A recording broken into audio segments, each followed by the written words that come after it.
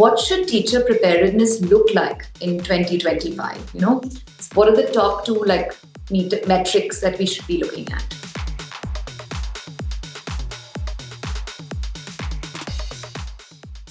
We need to be creating leaders who really care deeply about building a better India.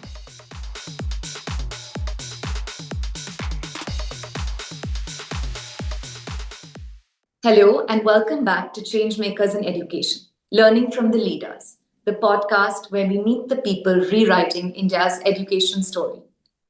Today's guest is someone who has spent the last 17 years doing precisely that and showing us that big, audacious changes are possible in the classroom. Sandeep Rai helped launch Teach for India back in 2008, later steering its operations across 8 regions. In 2020, he founded Circle India.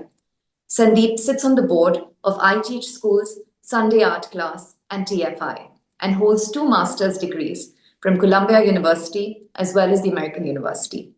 And he's also the author of the book, Grey Sunshine, Stories from Teach for India. Sandeep, thank you so very much for joining us today. Good to be here. Thank you so much for having me. So, Sandeep, you began as a secondary science teacher in Washington, D.C., and then became a key part of TFI and then, of course, started Circle. Can you please take us through your entire journey? What insights that along the path that convinced you that India needed a new school model as well? And also, how is Circle embodying that conviction? Yeah, thanks so much. Very good to be here with all of you and good to be talking to you again. Yeah, as you mentioned, I started my journey as a secondary science teacher about 19 years ago, actually. Back in 2006. I grew up thinking that I would become a doctor, grew up thinking that I would go into medicine. And so teaching was the last thing that I thought I would do. Spending a lifetime in education was undoubtedly the last thing that I thought I would do. But here I was in a classroom teaching 45 7th and 8th grade boys and girls who were rambunctious and rowdy and had very different plans than what I did when I walked in there. Those first 2 years that I spent in a classroom in Washington, D.C., they were tough. They exposed me, front and center to the incredibly crippling effects of poverty. But they also taught me something really valuable very early on. And they taught me that schools just hold power, right? Schools hold the power to be transformative for kids if we can design them to be transformative. But they also hold the power to be pretty catastrophic for kids. And usually when you think about the differences between those two extremes, a school that is transformative for kids and a school that is catastrophic for kids, you find a few common denominators that sit at the heart of them. One is people, right? And in particular, we find school leaders, right? The people leading schools. They make a world of a difference. And 2, the teachers within a school. It usually almost always comes down to those 2 things. It is that simple, but it is also that complex. Everything that I've done since those first few years in the classroom, it's been chasing those 2 big solutions. How do you figure out how to transform teachers and transform school leaders so that you get better results and better schools for kids that are able to provide sustainable, transformative life outcomes for kids, particularly kids coming from low-income communities? I moved to India shortly after that. To help get Teach for India off the ground. I thought that I would be here for a year. I ended up staying on with Teach for India for 14. It's now been 17 years since I first moved to India back in 2008. I think my journey over the 14 years that I spent with Teach for India, it taught me a lot. And it taught me a lot because I think it gave me access to 3 things at once, right? One is I spent a lot of time in classrooms. I was in classrooms probably multiple times a week, every single week, for probably the entirety of those 17 years, right? 2 is I was just fortunate to spend a lot of time with kids and to be able to hear from kids directly. And 3 is I spent a lot of time with potential employers, with corporate leaders. And so I had this really unique vantage point that sat at those 3 axes, right? One is I was getting into classrooms and I was spending time with teachers and seeing classrooms grow and seeing classrooms struggle and also seeing classrooms that were transformative. And 2 is I was able to listen to kids. And 3 is I was able to be spending time with employers and with corporate leaders. And I think the intersection of those 3 things taught me a few big things that have stayed with me and that eventually led to this belief that we need to figure out how to rethink how we approach school. One is it taught me that our schools really aren't preparing kids for a 21st century economy. When you look at school as we know it, you find that actually the workforce that schools are operating within to prepare kids for, well, that workforce, it's changed quite dramatically. Employers are telling us this, right? Employer trends are telling this. The data has been on the wall for many, many years. People have been saying, well, graduates just aren't prepared for today's economy. And so when you double click on that, you start to recognize that schools as we know it, well, they're going obsolete. Our workforce has changed, the economy has changed, everything else has changed quite dramatically, but our schools have kind of stayed the same. And the second thing that it taught me is that in the process of that, well, kids, they're not really enjoying the process. Whenever you talk to adults that have graduated from school and you ask them to reflect back on what was most enjoyed about their school, most adults will tell you some combination of, I loved hanging out with friends. I loved my time in extracurriculars. Very few will sit there and talk to you about a class that they just loved. Very, very few, right? And it's almost like we've accepted this belief that, we just need to basically tell kids, hey, for 16 years of your life, you're going to have to drink this cough syrup. And this cough syrup is going to taste terrible. And at the end of it, 16 years later, we promise you that you're going to feel a lot better, right? You're going to basically have greater opportunity. You're going to have this great job. The problem is that not only does the cough syrup taste terrible, it's also not helping kids get better, right? And kids are starting to recognize that. And so we're left with this double whammy. On the one hand, we recognize that it's not preparing kids for this future economy. And on the other hand, the process is not one that kids are deeply enjoying. And the third thing I think that it taught me is that, well, we need to be creating leaders who really care deeply about building a better India. This argument that individual advancement is what we should be prioritized, even at the cost of collective decline, it is an argument that is not going to last. Community matters, especially in the eastern part of the world, collectives matter. And we need to recognize that. And the best way to recognize that is by building individuals who care deeply about building a better India. And when we double click on that, well, we need to recognize that, well, our kids are actually capable of building a better India. Our kids are capable of changing the world, not tomorrow, but of today. So I think it's those three realizations. One is schools aren't preparing kids for a 21st century economy. Workforce is telling us that. Two is the process actually kids really aren't enjoying. And three is that, well, we need to make sure that kids are leaning into their fullest potential. And that means that actually kids are capable of building a better India and want to build a better India. And so at the circle, well, we don't believe that we need to innovate everywhere, right? We don't believe that we just need to basically start anew and that you need to blow up the whole thing. Instead, we use the word reinvent. And we use the word reinvent because for us, reinvention is different from just innovation. And so, in fact, reinvention, it means three big things for us. One is it means that we need to rediscover. Two, we need to replicate. And three, we need to innovate, right? And so what that means when you break it down is that, well, in some cases, we need to recognize that actually in the process of democratizing schools, we've lost a little bit of actually what made schools work. And so we need to rediscover what's been lost. But two is actually many times we just need to recognize that there are best practices that are telling us what's working from across the world, and we need to replicate those. And three is honestly, there are some places where school is just broken. And in those cases, we need to start anew and we need to innovate. And it is wisdom and it is judgment to know when and how to use one of those three, or how to use a combination of those three, but true reinvention sits at the axis of all of those. We've then broken that down one step further to be able to basically try to bring that in to say, actually, well, what does that mean when it looks inside of a classroom or inside of a school? And we've pulled from some of our partners over at the Reinvention Lab to actually define this across 5 key axes. One is we need to reinvent what kids are learning. We need to recognize that what kids are learning actually in many ways is obsolete. We need to reinvent how kids are learning. We need to shift from all kids sitting in a classroom and looking at the front of a board Like we should be rethinking that. That's not going to work for a 21st century economy. Three is we need to reinvent where kids are learning. We need to rethink this model that learning only happens in the four walls of a classroom and actually it happens everywhere. Four, we need to reinvent who is doing the teaching. And we need to rethink this paradigm that actually your teacher is your sole provider of information. And we know that in a 21st century world with technology and with community, learning can happen in so many different places. And finally, well, we need to reinvent when kids are learning, right? And think about time and our relationship with time and how to rethink that so that it works for kids. That's a little bit of what's inspired me, and that's a little bit of what we do, I think, as a result. Let me pause there. Lovely. So, Sandeep, how does this embody into Circle? If you can tell me a little more about Circle.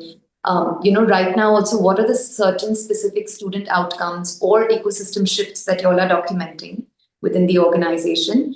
And any one metric that you are most proud of that Circle is achieving?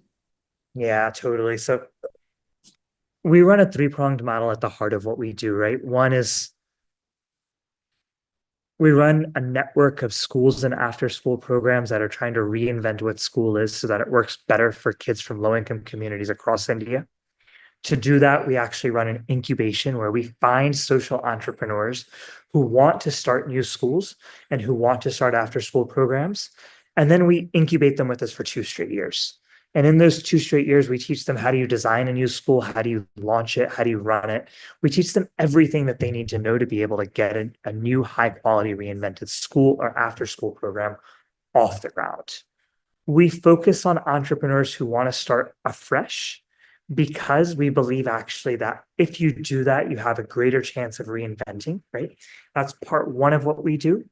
Part two of what we do is we take everything that we are learning from those schools and after school programs, and we figure out how to spread it to educators across the country. So we do short-term capacity building with educators across pockets of India. And that's our program called Labs, where we run 5-week programs. We do 3-month programs. We do 1-day programs. We do innovation funding for teachers. That is how we spread these learnings to educators across the country. And part three, which actually just launched last month after being in the oven for about 3 years, we just pulled it out and we're able to launch it. And that's called Circle U. And Circle U is an aspiring teachers college. We started with a 1-year course for new teachers and a 1-year course for teacher coaches. That was really born out of the belief that you can't really reinvent school unless you reinvent the teaching workforce, right?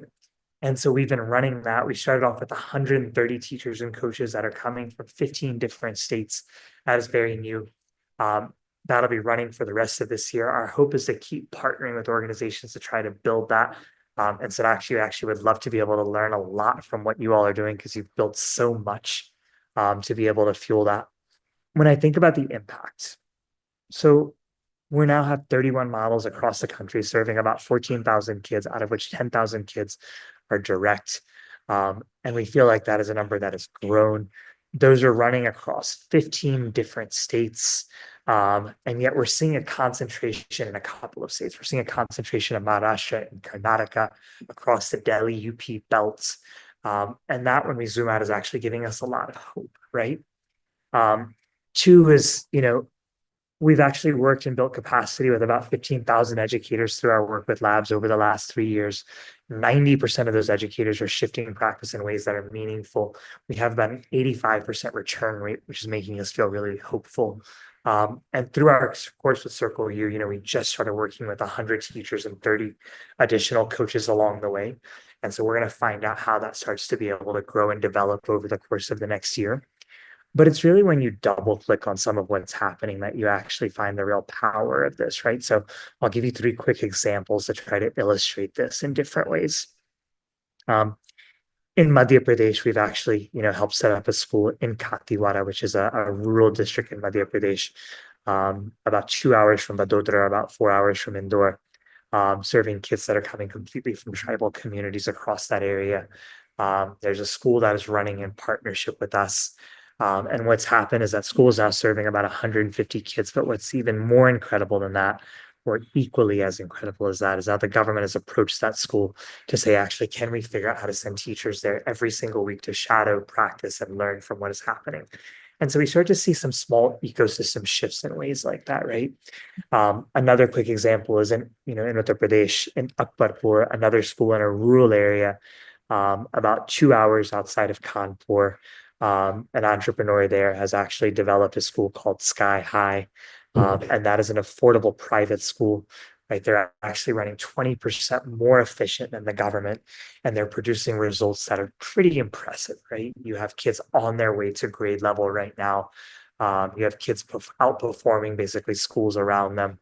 And so we're actually seeing some results that are giving us hope. But what's happening underneath that is he's developing a model of how do you actually scale an affordable school across rural India that is high in quality. And he's bringing costs down by doing two things. One is he's finding really high quality talent that is basically new, coupling it with a really effective coaching program. And then he's basically embedding technology and in smart ways to work with the teacher, not to replace the teacher, to be able to actually think about how to get costs to come down a little bit. And then finally, there's a model in Ladakh, in Nubra Valley, actually, that is called the Village Lab School. And they're actually like really trying to rethink the very model of instruction, right? So they're reinventing who is doing the teaching. So kids are actually spending a third of their time learning from community elders. And they're trying to do that by bringing community wisdom into the school. So kids are learning about tourism, not by reading about tourism in a book. They're actually going out and shadowing tourists, and they're shadowing tourism guides and having those tourism guides as entrepreneurs come in and spend time with kids. And they actually just signed an MOU with the government to have a lot of the local schools start to learn from them officially to try to think about how do you bring in more community wisdom into schools. That sounds incredible, Sandeep. Wow, I didn't know all this was happening. Um, Yeah. Great. So, recent analysis in India shows that we still have a 1 million gap of teachers. There are 1 million vacancies in government schools. So, what systemic flaws do you think keep these gaps alive? And what is Circle? Are you looking at, addressing that as well within Circle? It's a big question. I'll try to basically share my thoughts. I think I want to underlies it at a couple of different levels, right? So, look, when you look at teacher vacancies, you see a bunch of things happening that we feel like need to be fixed. One is the very aspirational level of the profession, right? By and large, when you look at basically teaching across India, the language, the cultural conversation is one where you basically do any job and you do teaching if you don't get another job. We need to figure out how to change that conversation. We think that that is just wrong by every possible means. Two is because of that, you have huge skill mismatches of people getting into the profession and actually the skills that you actually need within the profession. And we're not being able to do a good enough job through training and through actually coaching to be able to plug those, right? And three is the barriers to entry to teaching are just enormous, right? Like, one, you basically have a system that requires an intensive training that in many ways is onerous and it is lengthy. Two, on top of that, it is well documented across the country that it is very tough to get a teaching profession unless you're paying a significant bribe, especially if you want to work within a government school. So your barriers to entry are stacked at multiple levels, right? So you're looking at three big challenges just for teaching alone, right? One is aspirational level, two are these skill mismatches, and three is basically these big barrier entries, right? Which need to basically be solved. If you zoom out even a step beyond that, though, right? What we at the Circle believe is not only do you need to fix basically what's happening with the workforce, we also need to recognize that actually, like, when it comes to the work of creating high quality schools that are basically working in a 21st century economy, we need to recognize that, yes, this is an implementation issue, right? As we have been saying for a long time, the country's been saying we just need to fix implementation. It's also a design issue, though, right? And we need to recognize that schools, by and large, weren't designed to fuel social mobility, right? And that, in many ways, is an imprint of a colonial era. Schools today were designed to say, if you enter school as affluent, you will likely leave affluent. If you enter school as poor, you are very likely, statistically speaking, to exit as poor. They weren't designed to be able to fuel social mobility, and that is a design flaw that we have to fix at a systemic level. Underlying that, we've accepted this argument, right? That basically, your most privileged in India deserves something that's excellent. but everybody else just needs the basics. And we reject that argument. We think that argument is morally just wrong, right? And then finally, like when you zoom out one level beyond that, you find that, well, if you look at systems across the world that have figured out how to transform their educational systems and take them from poor to good, you almost always find that those systems had North Stars at the center of them. They had proof points. They had examples of schools every few kilometers that the government had invested deeply in to make sure that they were excellent. And those schools eventually started to create ripple effects across all of those, right? So three big things. One is, how do you actually be able to work with talent to better prepare teachers, but also to basically make teaching more aspirational? How do you fix what is an inherent design flaw? And three is, how do you basically propagate North Stars that can deeply influence policy and deeply influence governments? At the Circle, we're trying to tackle it at all three of those by building a network that's actually able to propagate proof points, by infusing the system with new teachers through our work with Circle U, and by figuring out to say, how do you actually work with systems to redesign this so that you're actually able to redesign school systems from scratch? Yeah. So very true. From your vantage point, Sandeep, from like looking at the lenses of TFI and the Circle, what should teacher preparedness look like in 2025? What are the top two like metrics that we should be looking at? Yeah. I have a micro answer and I have a macro answer. And I think my micro answer is like, in the actual practice of preparing teachers, we need to revamp it at two levels. One is, it needs to be much more practice-based. All the research tells us that practice-based development actually is much more likely to fuel student outcomes and teacher development. Two is actually, well, we need to figure out how to make sure we perfect and get right teacher feedback, right? Teacher feedback, a lot of the research shows that teachers are getting highly effective feedback at least once a week. Their students are likely to grow at 2x the rate, right? If we can fix it at those two levels, we have a huge shot at being able to get this right.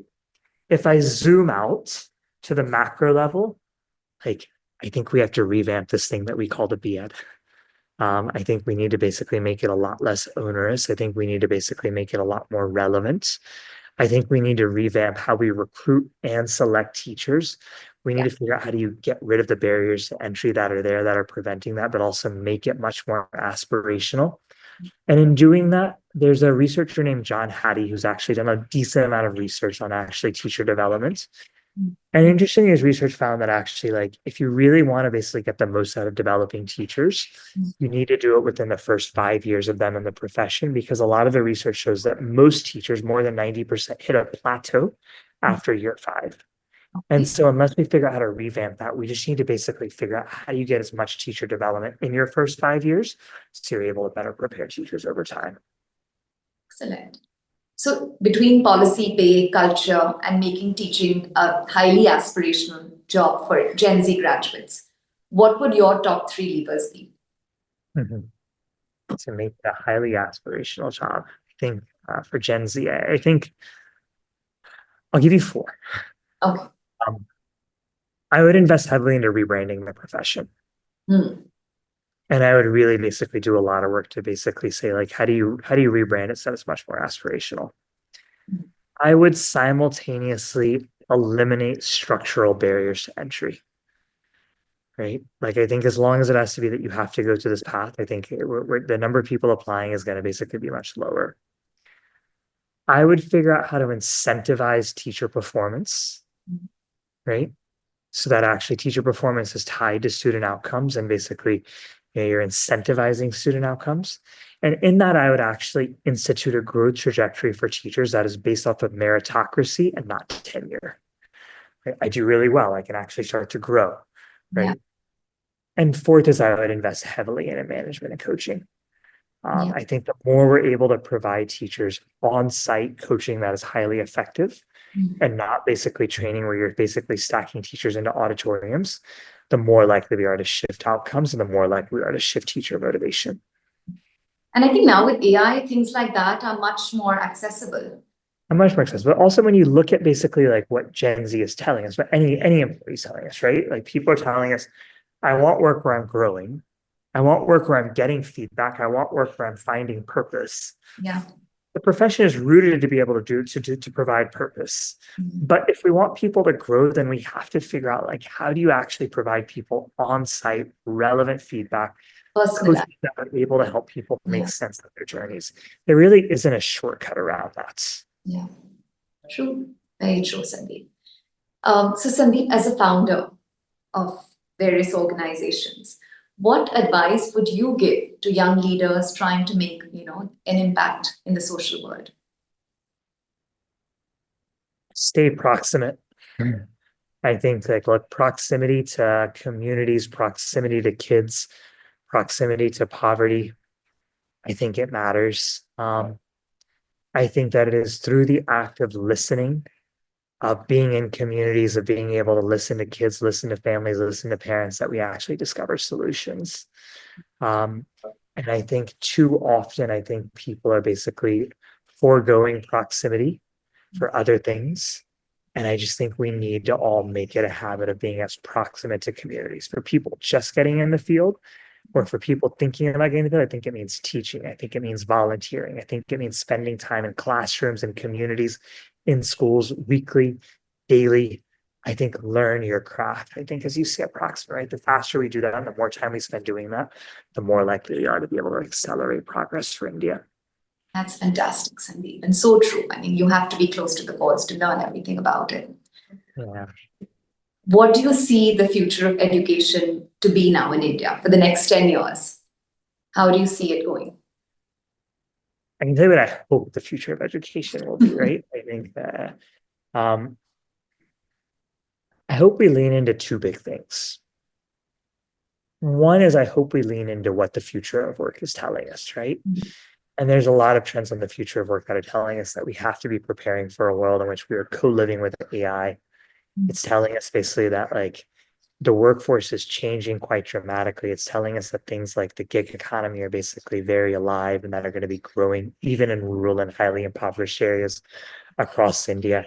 Um, Anand Deshpande has done a lot of interesting work there and has pulled together a lot of the research, and I think is now trying to basically work to figure out how do you pull some of that together. But I think like there are great thinkers like that that are out there that are actually like pushing the boundaries on some of this. I hope we lean into those trends, and I think as I hope we lean into those trends. I Yeah. hope that schools evolve to basically help kids reinvent them, right? To basically help kids better prepare the individual, me, for a 21st century economy. And in doing that, I basically hope that we prepare kids to be on a lifelong journey as learners and not I go spend 16 years in a classroom and then I'm done. Instead, I'm reinventing myself over and over and over again because the economy is going to be reinventing over and over again. And the second thing that I basically hope is that our schools and our education system evolves from one that is overly focused, I believe, on individual advancement. I believe individual advancement is important, but it also basically involves to individual advancement plus collective advancement. And what I mean to say is I hope that schools evolve to prepare kids not just for the me, but also for the we. And in doing so, we actually prepare kids to better live within community, but also to build better communities. Because I think if we can do that, then we actually not only advance the individual, but we also advance the collective. And Sandeep, on a very personal note, what are you currently curious about or learning yourself? So much. Yeah, I think yeah, I mean, right now, I think at this moment in time, um, maybe three or four things I think are basically occupying a lot of time and energy. One is the impact of AI on the Yeah, workforce and how to basically integrate that within that's, schools. that's a very big. Uh, Two is the intersection of culture and education, and how do you basically rediscover and how do you think about actually, you know, be able to empower schools to be able to fuel the we. Um, I think three is a lot of these trends on the future of work are basically, getting my mind to be thinking a lot. Um, I think outside of that, how do you reinvent secondary education in particular? Mhm. Uh, I think the world has kind of like figured out how do you get early elementary and primary to work for kids. I think very few people would tell you that once kids get past fifth or sixth, that like we know what to do. That school is not providing diminishing returns for kids. And I think a lot of that is starting to occupy some of my energy. Yeah, Yeah. super. Sandeep, thank you so much for your time. I think Of this story course. was very interesting for me, and I'm sure for everybody else listening to this. And thank you. Of course. Thank you so much for having me. And it was really wonderful talking to you. I'm a big fan of the work that you all are doing. And yeah, excited to talk more. Thanks.